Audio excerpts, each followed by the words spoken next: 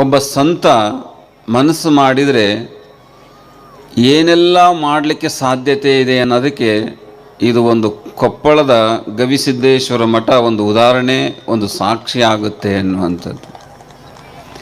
ಇವತ್ತು ಸಾಕಷ್ಟು ಜನ ಭಕ್ತರು ಕೂತಿದ್ದೀರಿ, ತಮ್ಮದೇ ಆದಂತಹ ಜೀವನ ಶೈಲಿಗಳನ್ನು ರೂಪಿಸ್ಕೊಂಡಿದ್ದೀರಿ. ತಾವು ಸಾಕಷ್ಟು ಜನಗಳಿಗೆ ಕಣ್ಣೀರನ್ನು ಹಾಕ್ತೀರಿ, ಅಳ್ತೀರಿ. ಆದರೆ ಒಬ್ಬ ಸಂತ ಕಣ್ಣೀರು ಹಾಕಿದ್ದು ಈ ನೆಲದ ಕಟ್ಟ ಕಡೆಯ ಮಗುವಿನ ಭವಿಷ್ಯಕ್ಕೋಸ್ಕರ ಕಣ್ಣೀರು ಹಾಕಿದ್ದನ್ನು ನಾವು ಈ ಮಣ್ಣನ್ನು ಸ್ಮರಣೆಯನ್ನು ಮಾಡಬೇಕಾಗುತ್ತೆ ಅನ್ನೋದು. ಈ ಜಾತ್ರೆಯಲ್ಲಿ ನೋಡ್ತೇವೆ ನಾವು ದಾಸೋಹದ ಮನೆ, ರೊಟ್ಟಿಯ ಮನೆ, ಸಿಹಿಯ ಮನೆಗಳು. ಈ ನಾಡಿನಲ್ಲಿ ಸಾಕಷ್ಟು ದೊಡ್ಡ ದೊಡ್ಡ ಜಾತ್ರೆಗಳಾಗ್ತವೆ. ಮೈಲಾರ ಜಾತ್ರೆ ಆಗುತ್ತೆ, ಕೊಟ್ಟೂರು ಜಾತ್ರೆ ಆಗುತ್ತೆ, ಇಲ್ಲಿ ಹುಲಿಗಿ ಜಾತ್ರೆ ಆಗುತ್ತೆ, ಕೊಪ್ಪಳದ ಜಾತ್ರೆ, ಇನ್ನು ನೂರಾರು ಜಾತ್ರೆಗಳಾಗ್ತವೆ. ಯಾವ ಜಾತ್ರೆಗಳಲ್ಲೂ ದಾಸೋಹಗಳು ನಿರಂತರವಾಗಿ ನಡೆಯೋದಿಲ್ಲ. ಆದರೆ ಹಿರಿಯರು, ಶರಣರು, ಸಂತರು ಒಂದು ಮಾತನ್ನು ಹೇಳ್ತಾನೆ, ತಿರ್ಕೊಂಡು ಬಂದು ಕರ್ಕೊಂಡು. ಈ ಕೊಪ್ಪಳ ಜಾತ್ರೆಯಲ್ಲಿ ಸ್ವಾಮೀಜಿಯವರ ಒಂದೇ ಒಂದು ನುಡಿಗೆ ಸಾವಿರಾರು ಜನ ಈ ದಾಸೋಹಕ್ಕೆ ದಾನವನ್ನು ಮಾಡಿ ನಿಮ್ಮನ್ನೆಲ್ಲರನ್ನೂ ಕೂಡ ಕರ್ಕೊಂಡು ಉಣ್ಣುವಂತಹ ಒಂದು ಅವಕಾಶ ಕರ್ನಾಟಕದಲ್ಲಿ ಕೊಪ್ಪಳ ಜಾತ್ರೆ ಬಿಟ್ಟರೆ ಇನ್ನೆಲ್ಲೂ ನಡೆಯೋದಿಲ್ಲ ಅನ್ನುವಂಥದ್ದು, ಇನ್ನೆಲ್ಲೂ ನಡೆಯೋದಿಲ್ಲ. ಹಾಗಾಗಿ ಕೊಪ್ಪಳ ಮಠ ಪೂಜ್ಯ ಸ್ವಾಮೀಜಿಯವರು ಬಂದ ಮೇಲೆ ಯಥೇಚ್ಛವಾಗಿ ಬೆಳೀತಾ ಇದೆ. ಸಾಕಷ್ಟು ಜನಗಳು ನಾಡಿನಲ್ಲಿ ಮಠಾಧಿಪತಿಗಳು ಸಾಕಷ್ಟು ಜನಗಳು ಆಗೋಗಿದ್ದಾರೆ, ಸಾಕಷ್ಟು ಜನಗಳು ಮಠಾಧಿಪತಿಗಳಾಗೋಗಿದ್ದಾರೆ. ಎಷ್ಟೋ ಮಠಾಧಿಪತಿಗಳು ಮಠಗಳಿಂದ ತಮ್ಮ ಘಟಗಳನ್ನು ಬೆಳೆಸ್ಕೊಳ್ತಾರೆ. ಆದರೆ ಕೊಪ್ಪಳದ ಅಭಿನವ ಗವಿಸಿದ್ದೇಶ್ವರ ಸ್ವಾಮೀಜಿ ಅವರ ಘಟದಿಂದ ಈ ಮಠವನ್ನು ಬೆಳೆಸಿದ್ದಾರೆ ಹೊರತು ಅವರು ಈ ಮಠದಿಂದ ಅವರ ಘಟವನ್ನು ಬೆಳೆಸ್ಕೊಳ್ಳಲಿಲ್ಲ ಅನ್ನುವಂಥದ್ದು. ಈ ಘಟದಿಂದ ಮಠವನ್ನು ಬೆಳೆಸಿದರು. ನಮಗೆ ಯಾಕೆ ಅವರು ವಿಭಿನ್ನವಾಗಿ ಮತ್ತು ಆದರ್ಶವಾಗಿ ಕಾಣ್ತಾರೆ ಅಂತಂದರೆ, ಕಾರ್ಯಕ್ರಮಕ್ಕೆ ಆಹ್ವಾನವನ್ನು ಮಾಡಲಿಕ್ಕೆ ಬಂದಂಥ ಸಂದರ್ಭದಲ್ಲಿ ನನಗೆ ಆಮಂತ್ರಣ ಪತ್ರಿಕೆಯನ್ನು ಕೊಟ್ಟರು. ನಾನು ಆಮಂತ್ರಣ ಪತ್ರಿಕೆ ನೋಡಿ 3 ಸತಿ ತಿರುಗಿಸಿದೆ, ಅದನ್ನು 3-4 ಸತಿ ಓದಿದೆ. ಅವರ ಗವಿಯಪ್ಪ ಅಂತಂದು ಒಬ್ಬರು ನಮ್ಮ ಜೊತೆಗೆ ಬಂದಿದ್ದರು, ಅವರು ಇನ್ವಿಟೇಷನ್ ತಗೊಂಡು, ಅಲ್ರಿ ಕೊಪ್ಪಳದ ಗವಿಸಿದ್ದೇಶ್ವರ ಸ್ವಾಮಿಗಳ ಹೆಸರೇ ಇಲ್ವಲ್ಲ ಅಂತ. ಇಲ್ಲ ಬುದ್ಧಿ, ಅವ್ರ ಮಠದಲ್ಲಿ ಹೆಸರು ಹಾಕ್ಕೊಳೋದಿಲ್ಲ. ನನಗೆ ಆಶ್ಚರ್ಯ ಆಗ್ಬಿಡ್ತು. ಮತ್ತು ಆಶ್ಚರ್ಯ ಅಂತಂದರೆ, ಸಾಕಷ್ಟು ಮಠಗಳಲ್ಲಿ ನೋಡ್ತೇವೆ, ಯಾವುದೇ ಮಠದಲ್ಲಿ ಯಾವುದೇ ಜಾತ್ರೆ ಆದರೆ ಆ ಮಠದ ಪೀಠಾಧಿಪತಿಯ ಮೊದಲನೇ ಹೆಸರಿರುತ್ತೆ. ಯಾವುದೇ ಮಠದ ಪೀಠಾಧಿಪತಿ ಕಾರ್ಯಕ್ರಮ ಆದರೂ ಕೂಡ ಆ ಇನ್ವಿಟೇಷನಲ್ಲಿ ಅವರ ದೊಡ್ಡದಾಗಿ ಭಾವಚಿತ್ರ ಇರ್ತವೆ. ಅವನ್ನೆಲ್ಲವೂ ಕೂಡ ತೃಣಸಮಾನ ಅಂತಂದು ಕಡೆಗಣಿಸಿ, ಯಾವುದೂ ಹೆಸರುಗಳಿಲ್ದಲೆ, ಭಾವಚಿತ್ರಗಳಿಲ್ದಲೆ ಇಷ್ಟು ದೊಡ್ಡ ಕಾರ್ಯಕ್ರಮವನ್ನು ಮಾಡ್ತಾರೆ ಅಂತಂದರೆ ಅವ್ರು ಎಷ್ಟು ನಿರ್ಲಿಪ್ತವಾಗಿದ್ದಾರೆ ಅನ್ನುವಂಥದ್ದು ಕೂಡ ನಾವು ಹೇಳಬೇಕಾಗುತ್ತೆ. ಮತ್ತು ನಾನು ಈ ಮಾತನ್ನು ಹೇಳಬೇಕೋ ಬೇಡವೋ ಗೊತ್ತಿಲ್ಲ, ನಾನು ನಿಮ್ಮ ದೊಡ್ಡ ಅಭಿಮಾನಿಗಳು. ಬಹಳ ಖುಷಿಯಾಗುತ್ತೆ. ನಮ್ಮೆಂಥ ಯುವಕ ಸನ್ಯಾಸಿಗಳಿಗೆ ಅಭಿನವ ಗವಿಸಿದ್ದೇಶ್ವರ ಸ್ವಾಮೀಜಿಯವರು ಒಬ್ಬರು ಮಾಡೆಲ್, ಮತ್ತು ಅವರು ಒಂದು ದೊಡ್ಡ ಉದಾಹರಣೆ, ನಮಗೆ ಮಾರ್ಗದರ್ಶನ ನೀಡಲಿಕ್ಕೆ. ಯಾವ ಯುವಕ ಸನ್ಯಾಸಿಗಳು ಯಾವ ರೀತಿಯಾಗಿ ಜೀವನವನ್ನು ರೂಪಿಸ್ಕೊಂಡ್ರೆ ಯಾವ ರೀತಿಯಾದಂಥ ಸಾಧನೆಯನ್ನು ಮಾಡಲಿಕ್ಕೆ ನಮಗೊಂದು ಒಳ್ಳೆ ವ್ಯಕ್ತಿತ್ವದ ಒಂದು ಮೂರ್ತಿ ಅಭಿನವ ಗವಿಸಿದ್ದೇಶ್ವರ ಸ್ವಾಮಿಗಳು ಅನ್ನುವಂತಹ ಮಾತುಗಳನ್ನು ಈ ಸಂದರ್ಭದಲ್ಲಿ ಹೇಳಿ ನಾನು ಜಾಸ್ತಿ ಮಾತಾಡೋಕ್ಕೆ ಹೋಗಲ್ಲ. ಗವಿ ಮಠಕ್ಕೆ ನಾವು ಯಾಕೆ ಬರಬೇಕು, ಗವಿ ಮಠದಿಂದ ನಾವೇನನ್ನು ತಗೊಂಡೋಗಬೇಕು, ಗವಿ ಮಠಕ್ಕೆ ಬಂದರೆ ಏನೆಲ್ಲ ಉಪಯೋಗ ಆಗುತ್ತೆ ಅನ್ನುವಂಥದ್ದನ್ನು ಒಂದು ಸಣ್ಣ ದೃಷ್ಟಾಂತದಲ್ಲಿ ನನ್ನ ಮಾತನ್ನು ಮುಗಿಸ್ತೇನೆ. ಒಬ್ಬ ರೈತ ಇರ್ತಾನೆ, ಆ ರೈತನಿಗೆ ಕನ್ನಡಿಯ ಪರಿಕಲ್ಪನೆ ಇರೋದಿಲ್ಲ, ಕನ್ನಡಿಯನ್ನು ಯಾವತ್ತೂ ನೋಡೇ ಇರೋದಿಲ್ಲ. ಆ ಹೊಲದಲ್ಲಿ ಕೆಲಸವನ್ನು ಮಾಡ್ಬೇಕಾದ್ರೆ ಆ ರೈತನಿಗೆ ಕನ್ನಡಿ ಸಿಗುತ್ತೆ. ಆ ಕನ್ನಡಿಯನ್ನು ತೊಗೊಂಬಂದು ತನ್ನ ಮನೆ ಒಳಗಡೆ ಬೀರುವಲ್ಲಿ ಇಟ್ಕೊಳ್ತಾನೆ, ಕಪಾಟಲ್ಲಿ ಇಟ್ಕೊಳ್ತಾನೆ.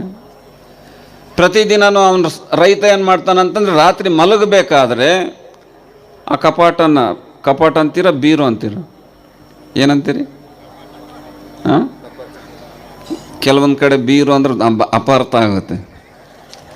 ಈ ಭಾಗದಲ್ಲಿ ಹೋದರೆ ಬೀರು ಅಂತಾರೆ, ಈ ಕಡೆ ಹೋದರೆ ಕಪಾಟ ಏನೋ ಅಂತಾರೆ, ಟ್ರೆಜರಿ ಏನೋ ಅಂತ ಇನ್ನೊಂದು ಬಳಸ್ತಾರೆ ಪದಗಳನ್ನು.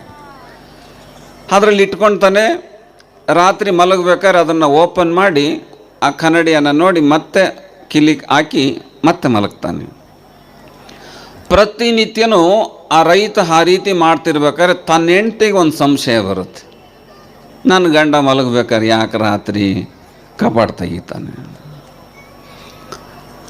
ಕೊನೆಗೆ ಮಗ ಅವನು ಮಲಗಬೇಕಾದ್ರೆ ಗಾಢವಾದಂತಹ ನಿದ್ರೆ ಮಾಡ್ತಿರ್ಬೇಕಾದ್ರೆ ನಿಧಾನವಾಗ ಸೊಂಟದಲ್ಲಿರ್ತಕ್ಕಂಥ ಕಿಲಿಕೈಯನ್ನು ತೆಗೆದು ಆ ಕಪಾಟನ್ನು ಓಪನ್ ಮಾಡ್ತಾಳೆ. ಆ ಹೆಣ್ಣಿಗೂ ಕೂಡ ಅವನ ಹೆಂಡ್ತಿಗೂ ಕೂಡ ಕನ್ನಡಿ ಏನನ್ನೋದು ಗೊತ್ತಿರೋದಿಲ್ಲ. ಕನ್ನಡಿಯ ಪರಿಕಲ್ಪನೆನೇ ಆಕೆ ಗೊತ್ತಿರೋದಿಲ್ಲ. ಆ ಬೀರು ತೆಗೆದಿದ ತಕ್ಷಣ, ಕಪಾಟ ತೆಗೆದಿದ ತಕ್ಷಣ ಕನ್ನಡಿ ನೋಡ್ತಾಳೆ.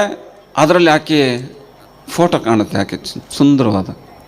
ಇದು ನನ್ನ ಫೋಟೋ ಅಂತಂದು ಆಕೆಗೆ ಗೊತ್ತಿರೋದಿಲ್ಲ.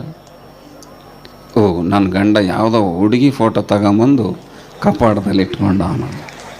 ಅದಕ್ಕೆ ರಾತ್ರಿ ಮಲಗಬೇಕಾದ್ರೆ ತೆಗೆದು ನೋಡಿ ಮಲಗ್ತಾನೆ.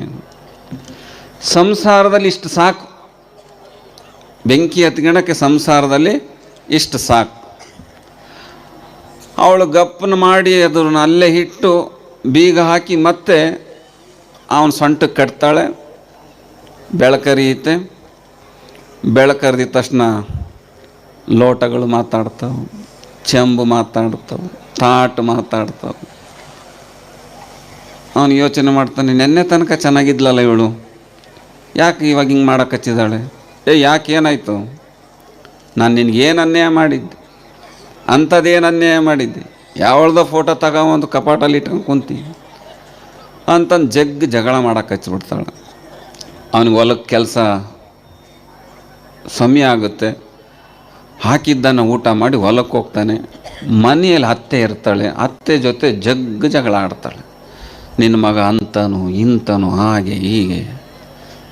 ಅತ್ತೆ ಹೇಳ್ತಾಳೆ, ನನ್ನ ಮಗ ಅಂತಾನಲ್ಲ, ನನ್ನ ಮಗ ಭಾರಿ ಚಲೋ, ನೀ ಯಾಕೆ ಅವನ ಮೇಲೆ ಸಂಶಯ ಪಡ್ತೀಯ? ಬರಲಿ ಅವನು ಹೊಲದಿಂದ ನೋಡೋಣ. ಅವನು ಸಂಜೆ ಹೊಲದಿಂದ ಬರ್ತಾನೆ. ಲೇ ತಮ್ಮ, ಇವಳೇನು ಹೇಳ್ತಾಳೆ, ಯಾವುದೋ ಹುಡುಗಿ ಫೋಟೋ ಇಟ್ಕೊಂಡಿದೆ. ಇಲ್ಲ ಬೇ, ಅಂಥದ್ದೇನು ಇಲ್ಲ. ತಾರ್ಲೆ ಅದು ಚಾವಿ ಇಸ್ಕೊಳ್ತಾಳೆ. ಆ ಅಜ್ಜಿಗೂ ಕೂಡ ಕನ್ನಡಿಯ ಕಲ್ಪನೆನೇ ಗೊತ್ತಿಲ್ಲ. ಆ ಬೀರು ತೆಗಿತಾಳೆ, ಆ ಕನ್ನಡಿ ಸಿಗುತ್ತೆ. ನೋಡ್ತಾಳೆ, ಮುದುಕಿ ಫೋಟೋ. ತಮ್ಮ, ಇಟ್ಕೊಂಡು ಚಲೋ ಹುಡುಗಿ ಫೋಟೋ ಇಟ್ಕೊಳ್ಳೋದು ಬಿಟ್ಟು ಮುದುಕಿ ಫೋಟೋ ಇಟ್ಕೊಂಡಿದೆಯಲ್ಲೋ ಅಂತ ಬೈತಾಳೆ. ಮುದುಕಿ ಫೋಟೋ ಇಟ್ಕೊಂಡಿದೆಯಲ್ಲ. ದೊಡ್ಡ ಜಗಳ, ದೊಡ್ಡ ಪಂಚಾಯಿತಿ. ಹಳ್ಳಿಗಳಲ್ಲಿ ಏನೇ ಜಗಳ ಆದರೂ ಹೋಗೋದಿಲ್ಲಿಗೆ, ಸ್ವಾಮಿಗಳ ಹತ್ರ ಹೋಗ್ತೀರಿ, ಮಠಗಳಿಗೆ ಹೋಗ್ತೀರಿ. ದೊಡ್ಡ ಗದ್ದಲ ಆಗಿದ ತಕ್ಷಣ ಕೊಪ್ಪಳದ ಗವಿ ಮಠಕ್ಕೆ ಬರ್ತಾರವರು. ಗವಿ ಮಠಕ್ಕೆ ಬಂದು ಇದರಲ್ಲಿ ಈ ಕತೆ ಒಳಗಡೆ ಎರಡು ಅರ್ಥವನ್ನು ನಾವು ಅರ್ಥೈಸಬಹುದು. ಕೊಪ್ಪಳದ ಮಠಕ್ಕೆ ಬಂದು ಗಂಡ ಹೆಂಡತಿ ಮತ್ತು ಅತ್ತೆ ಸ್ವಾಮೀಜಿಯವರಿಗೆ, ನಮ್ಮ ಸಂಸಾರದಲ್ಲಿ ಹಿಂಗೆಲ್ಲ ಒಡಕಾಗೋಗ್ಬಿಟ್ಟಿದೆ ಬುದ್ಧಿ, ಹಿಂಗೆಲ್ಲ ವೈಮನಸ್ಸುಗಳು ಬಂದಿದೆ, ಇಲ್ಲೆಲ್ಲ ಮನಸ್ಸೆಲ್ಲ ಕಲ್ಮಶಗಳಾಗಿದೆ, ಕಲುಷಿತಗೊಂಡಿದೆ, ಏನಾದರೂ ಮಾಡಿ ಪಂಚಾಯಿತಿ ಮಾಡಿ. ಏನಾಗಿದೆ? ಹೆಂಡ್ತಿ ಹೇಳ್ತಾಳೆ, ಯಾವುದೋ ಹುಡುಗಿ ಫೋಟೋ ಇಟ್ಕೊಂಡಿದ್ದಾನೆ. ತಾಯಿ ಹೇಳ್ತಾಳೆ, ಇಲ್ಲ ಅಜ್ಜಿ, ಯಾವುದೋ ಮುದುಕಿ ಫೋಟೋ ಇಟ್ಕೊಂಡಿದ್ದಾರೆ. ಆಗ ತೋರಿಸ್ರಿ ಅದನ್ನು.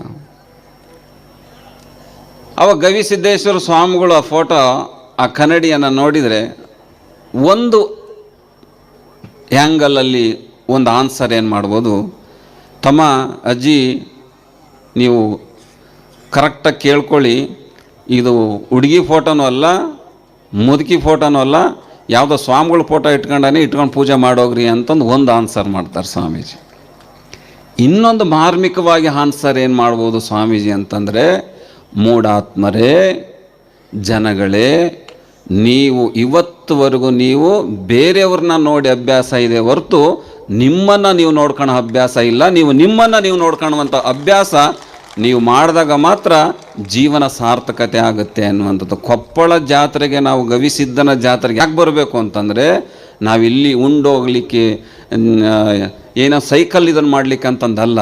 ಇಲ್ಲಿ ಬರುವಂಥದ್ದೇ ನಮ್ಮನ್ನು ನಾವು ನೋಡ್ಕೊಳಕ್ಕೆ, ನಮ್ಮನ್ನು ನಾವು ಕಾಣ್ಕೊಳ್ಲಿಕ್ಕೋಸ್ಕರ ಈ ಕೊಪ್ಪಳದ ಜಾತ್ರೆಗೆ ಬರಬೇಕು.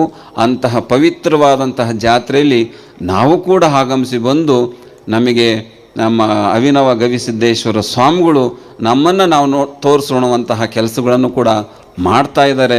ಆ ರೀತಿಯಾಗಿ ನಾವು ಆ ಗವಿಸಿದ್ದೇಶ್ವರನ ಆಶೀರ್ವಾದವನ್ನು ತಗೊಂಡು ನಾವೆಲ್ಲರೂ ಕೂಡ ಜೀವನವನ್ನು ಪಾವನವನ್ನು ಮಾಡ್ಕೊಳ್ಳೋಣ ಅನ್ನುವಂತಹ ಮಾತನ್ನು ಹೇಳಿ, ಗವಿಸಿದ್ದೇಶ್ವರ ಸ್ವಾಮೀಜಿಯವರ ನಿರಂತರವಾಗಿ ನಮ್ಮಂತಹ ಎಲ್ಲ ಯುವಕ ಸನ್ಯಾಸಿಗಳಿಗೆ ಅವರ ಮಾರ್ಗದರ್ಶನ ಎಲ್ಲರಿಗೂ ಇರಲಿ ಅನ್ನುವಂತಹ ಪ್ರಾರ್ಥನೆಯನ್ನು ಸಲ್ಲಿಸಿ ನಿಮ್ಮೆಲ್ಲರಿಗೂ ಕೂಡ ಶುಭವನ್ನು ಕೋರಿ ನನ್ನ ಮಾತಿಗೆ ರಾಮಿಸ್ತಾ ಇದ್ದೀನಿ.